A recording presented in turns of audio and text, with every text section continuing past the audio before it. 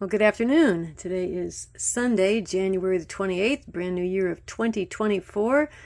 And it's out my window. The garden, as you can see, is lying dormant. The only plants I have are this aloe and my grocery store basil. So although it is not time to plant, it is time to think about planting. We got these seeds, maybe a month ago. Well, I was at a ball game last night, basketball game. Great game. Too bad we lost. In fact, that's why my voice is a little hoarse this morning from yelling so much. Anyway, one of my former students, Joey, call out to Joey, this is for you, said, you haven't made a video for a while. And I'm like, I have no garden, Joey. But then I thought, well, I can show you some of the things we're going to be planting this year. Now, these are the free seeds, which sometimes they pan out. Sometimes they don't. We'll see. The sunflower is supposed to be 5 to 6 feet tall, which is not terrible. And last year we tried to get most of our seeds locally, but I missed some of these varieties from the Seeds and Such catalog. So let's show you a few of the tomatoes and peppers that we're getting.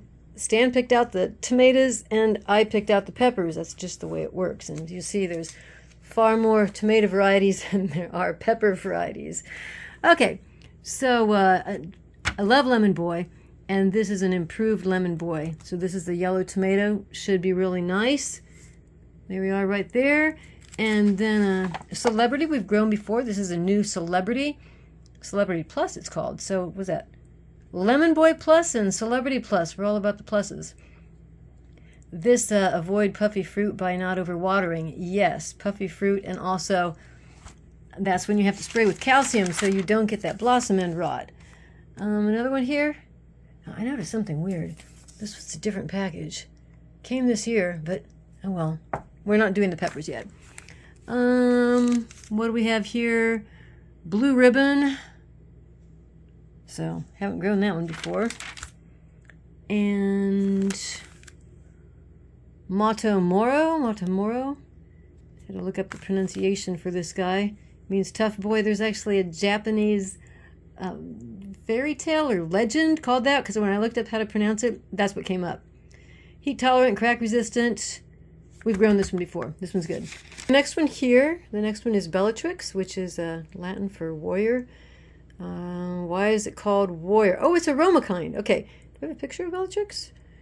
Yeah, there we go.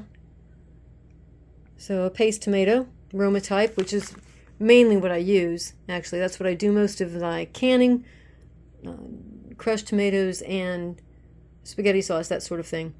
These look like they're 4 to 5 ounces. That's pretty early for 65 days. So that's a new one to try. This is also a new one called Bella Rosa, and for the deep south. So apparently does a good job with our Indiana humidity, maybe. All right, that's for that one. And then I'm assuming this is Picus. Okay, that has a long list of, see all that VFFNAS. Wow, I've never seen that many before. So this is resistant to, I don't know, pretty much everything. Oh, it's also a paste type. Do we have a picture of this? Picus. There we go. So maybe a little bit more blocky. That looks good. So those are both paste tomatoes. Medium large, sun scald, good. Aromas do tend to get sun scald. What do we have here? Early doll hybrid. Always nice to have some early tomatoes. So I can have some tomatoes in early July. 4 to 5 ounces. And excellent for salads. And that's that. Oh, that's, you know, like when you buy in the store, you buy the, what are they called? Tomatoes on the vine, cluster tomatoes. Looks kind of like that. And next we have, okay, this is a grape tomato. Normally I didn't like grape tomatoes, but the ones that came up sort of volunteer last year were some of the sweetest tomatoes I'd had.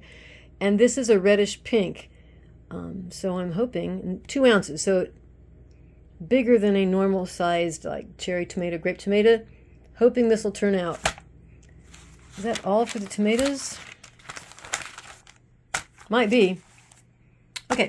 The cucumber, we've got some cucumber seed from last year, and I'm trying this one again. We've grown it before. Cucumber green light. The important thing to know about this, well, it needs to be staked for one thing, but the important thing is it is, if I can get this folded over, It is. Get ready for a mouthful. Parthenocarpic. Parthenocarpic means it doesn't need any pollination. Yeah, so they're nearly seedless cucumbers, and they yield really well since you don't need to have any insects to be pollinating it. Okay, now it should be time for peppers. And I used to order from this catalog all the time, and then their prices had stayed really low for a long time. And then, of course, with inflation, everything is more expensive now, including them. What do we have here? Okay, so I have 3 kind of hot ones. Goliath griller. So this is, see what that looks like there?